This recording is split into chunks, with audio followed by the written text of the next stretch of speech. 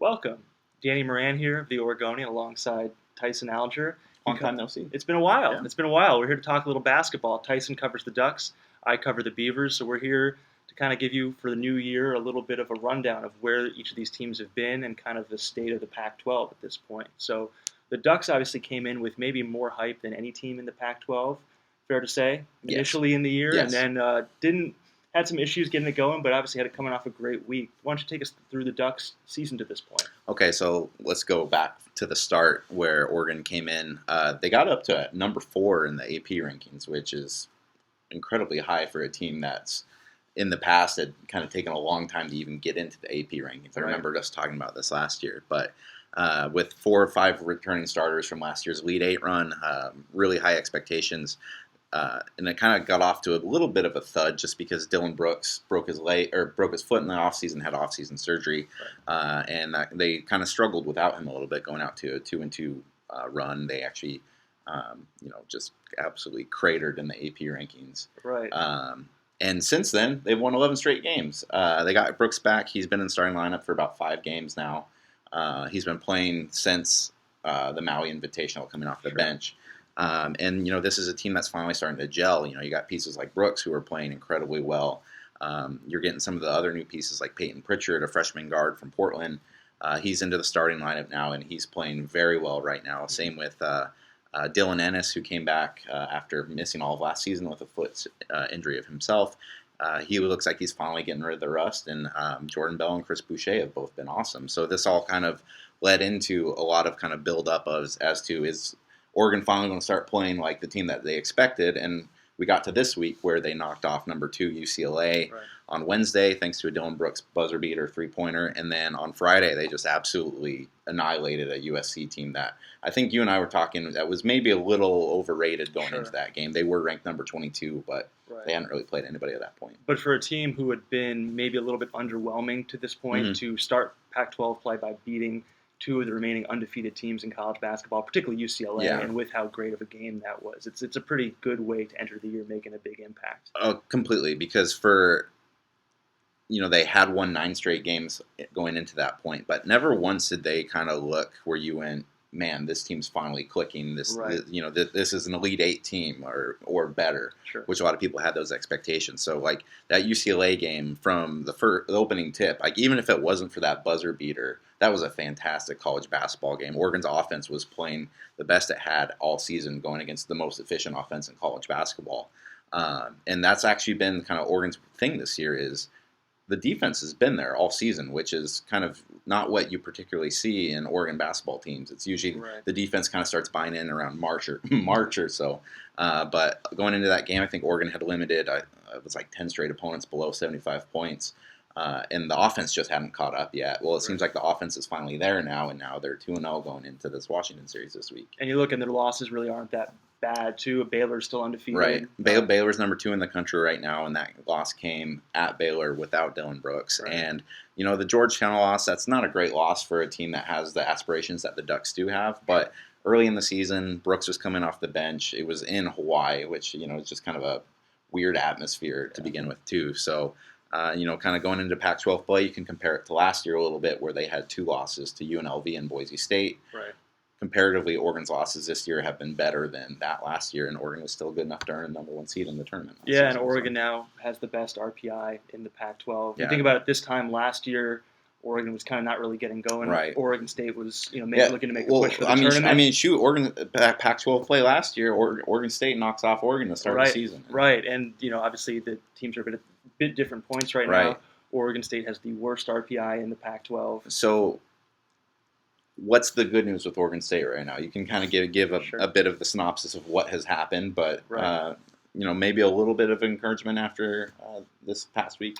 Yeah, this week was a little better. I mean, with the context of that, up until that point, pretty much everything that could go wrong did go wrong. Given that Stephen Thompson Jr. Initially hurt his foot after the season opener, missed 6 games during that same window that he was out. Trace Tinkle, who was the leading scorer, was really the do-everything player in Thompson's absence, broke his wrist. He's still out, probably a couple weeks away. So those guys have only been on the floor together for 1 game. This is already a team that's young, already a team that, they lost 5 seniors Malcolm Duvivier, who was going to come back and be one of the 2 seniors on the roster, didn't return for personal reasons. So losing all those guys, and then honestly, too, even with that, underperforming during non-conference play. I mean, they had what I know Ken Palm, the site that we refer to a lot, referred to as one of the biggest upsets of the month of December, losing at home to Savannah State. Yeah, a team that Oregon had beaten by 67 points? I think 69 points 8 days earlier. So Savannah State, they got crushed by Oregon, went home, came back, and were able to beat Oregon State. And that was, I think, maybe the low point of the year. A couple weeks ago, Oregon State entered Pac-12 play. They lost both games. Obviously, the LA schools had another pretty underwhelming performance against USC, even though they made it close at the end. They only scored 17 points in the first half. Offense has been a struggle all year. But they looked a little bit better against UCLA, a team who was coming off of a loss to Oregon.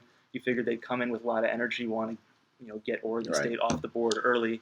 And Oregon State actually held them to 44% shooting, which doesn't sound great, but that's the worst UCLA shot all year. Well, and UCLA put a lot of onus on that game going in, too. Steve Alford said that was a must-win game, which, going against a really bad Oregon State team at the time, this early in the season, you don't hear that often. But I think UCLA was primed going into that game as much as they could be for the situation. Right. I think the biggest benefit that Oregon State got out of that game is they were able to establish the pace. UCLA obviously is just deeper with a lot more talent. Right. But only scoring 76 points, that's kind of where Oregon State needs to keep the opponent. They need to keep them probably in the 50s, right? And maybe the 60s if they have a good offensive night. Maybe when Trace Tickle comes back, they can do that. But it's going to look a lot more like the team 2 years ago. How much of this is just Gary Payton the second? I was about to say Junior the third. He may be coming down the road. He did so much for that team last year, he did, and I mean, you have the injuries aside to Tinkle. How much of this is just a team of young guys trying to adjust to picking up some of the pieces of a guy who did everything last year? I think there's some of that for sure. I think a lot of that we could see early on in the year was maybe going to fall onto Trace Tinkle's shoulders because, Ja'Cory McLaughlin, Kendall Manuel, 2 guys who I think will be really good for this team in the future. They're freshmen. They're playing their first year, and they're playing 35-plus minutes a game. Right. So I think this is going to be natural, and I think the injuries have made it even more apparent. I picked this team 9th in the Pac-12 going into the year, which I think is where they ended up in the preseason media poll. I think that's around. So they've obviously underperformed. Injuries have been a part of that. I think where we all stand now from a spectator standpoint is when Trace Tinkle comes back, okay, now what do you have? Because a lot of guys have gotten more experience with him being off the floor. Can they develop into something cohesive?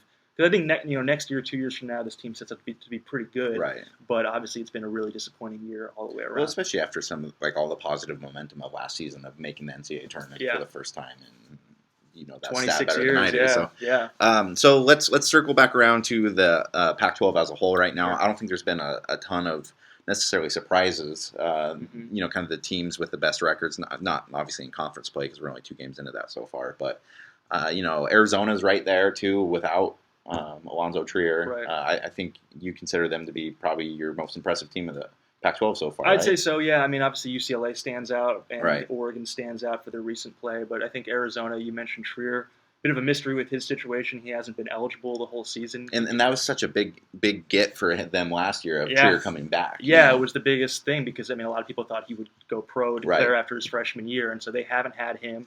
Ray Smith, who was a guy who missed all of last year, was a 5-star recruit, tore his ACL, so they are missing him. There's a couple guys, just on that roster, and they're playing with a lot of young guys. So for them to be, particularly where they are defensively, a guy like Lauri Markkanen, who's a freshman from Finland, a 7-footer who can shoot the 3, he's been a pretty, big part of that roster. All those 7-footers and it's coming out of Finland. I know. So it's been, I think, pretty impressive for Sean Miller and that team to, we'll see when they play. The Oregons, the UCLAs, kind of where they stand, but they had a nice win at Cal last weekend, who, despite losing Jaylen Brown, they still have Ivan Rabb, and they're still a pretty good defensive team. I think they're going to be a team that's going to still be in the mix kind of towards the end. I've been, and granted, they don't really have any big signature wins yet, but I think Utah is 10-3 right now, and that's coming off of losing Jacob Pertl from last year. Then after that, you kind of got a lot of your mid-range teams, like your Colorados, your the thing to note with Utah too is they got 2 guys eligible, 2 transfers in. And I'm forgetting their names right now, who are now in the mix. Should have come prepared, Danny. I know. Who are now in the mix for that group. So I mean, they were not. They're another team that was not at full strength during non-conference play, and they obviously got out of there with a good amount of wins. And then on the flip side, the Pac-12 might be bad this year. Yeah, I think. Well, at least I mean, you certainly do have your top-heavy teams. Like I think Oregon and UCLA and Arizona can all be, Sweet 16 potential. Yeah. But then Stanford's not good. Washington State's not good. Arizona State's not good. And then the most disappointing team to me out of the non-conference portion of the schedule, and I don't think they're going to be the worst team in the Pac-12, but Washington, man. Yeah. They got one of the best freshmen in the country. He's averaging 23.6 points a game. Is that right? He's the leading. 22 point. Markelle Fultz is averaging 22.3 points per game. He is the leading scorer in the Pac-12, and it's not that close. Yeah, he's incredible. Lorenzo Romar continues to get really, really high-rated recruits coming to Washington. But right now, Washington is 7-6. They're coming off of a loss at Washington, at home to Washington State, and Washington State's not a good basketball team. No. Washington, for the talent that they have, they don't play any defense. Yeah. It's just disappointing for last year. How many first-round NBA picks did they have? Two, Marquise Chris and DeJounte Murray. Yeah. So it's just this is a team that has a lot more talent than the level they're playing, and right now I think they're probably the most disappointing team. Yeah, you wonder where Lorenzo Romar's long-term situation will be, right? Because to get a guy like Fultz to come in and then to underperform and to have him be immediately good too, and then for them to be that bad. Yeah, I mean a lot of people drew early on the parallel to Ben Simmons last year at LSU. I mean, it really seems like that, and maybe worse because as you mentioned, last year a record number of teams from the Pac-12 getting into the NCAA tournament helped that Oregon State had a bounce-back year. Right. But obviously this year a couple of those teams have regressed. You mentioned Oregon, UCLA, Arizona. I think it's clearly those teams. We'll see USC, Utah, Colorado, what those teams end up doing. But I think right now they'll probably fringe tournament teams. Right. And then below that, I think the bottom has dropped out in a good sense for like a lot of the bottom half of the Pac-12. A quick note about USC, because someone had asked me in one of the stories I wrote. We talked about them being a little bit overhyped. This team, they were ranked number 22 in the country. I don't think they were the 22nd best team in the country, but they earned that ranking. They did what was put in front of them. They went out to a 14-0 record. There weren't any good opponents in there, so they hadn't beat anybody. But it's just they had done what was presented to them, so they earned that ranking. But I think it was a little bit of smoke and mirrors. I think they'll be a decent basketball team down the stretch. They'll be an NCAA tournament team. Mm-hmm. But I just don't think that they were at that quality of that top tier of Pac-12 teams right now, because Oregon beat them. Frankly, if they would have left Dylan Brooks only played 24 minutes in that game and was 9 of 10 shooting, 28 points. If they would have left all their guys in, Oregon could have won that game by 40 on Friday. Yeah. Like it was a completely different level of play. Well, it's indicative. When you're undefeated out of non-conference play, you're probably going to get a ranking. Right. I think it says it's a lot. like Washington 2 years ago. Yeah, and it kind of says a lot that they were undefeated and still in the 20s. Right. Teams like Creighton was a top 10 team, Villanova, UCLA, obviously. A lot of those teams, were really, had proven their worth with at least one big non-conference win, whereas USC had not. But that's where we are now. The Oregon schools will play at the Washington schools this week. Oregon State gets Washington State in Spokane on Wednesday. I believe Oregon plays in Seattle that same day, if I'm not mistaken. Correct. So Oregon's projected to sweep this week. Mm-hmm. Can Oregon State get a win? This is a tough year for them to be playing the Washington schools only once. And this early. Because, they will not have Trace Tinkle back unless some sort of miracle happens. Mm-hmm. As I said, he's expected to miss a couple more weeks, and Washington State's obviously coming off a big win. Yes, they can, to answer your question. But I think this is, as you alluded to, a tough time in the schedule to be getting them. But, they're at a point where they need to start figuring out where they can get some of those Pac-12 wins. Definitely. But we will have more coverage, obviously, throughout the week. Tomorrow we'll have coverage for these games in Washington, and then they'll flip, obviously, for the weekend. But stick with us, OregonLive.com/Ducks for Tyson stories /Beavers for mine, and we will catch you next week.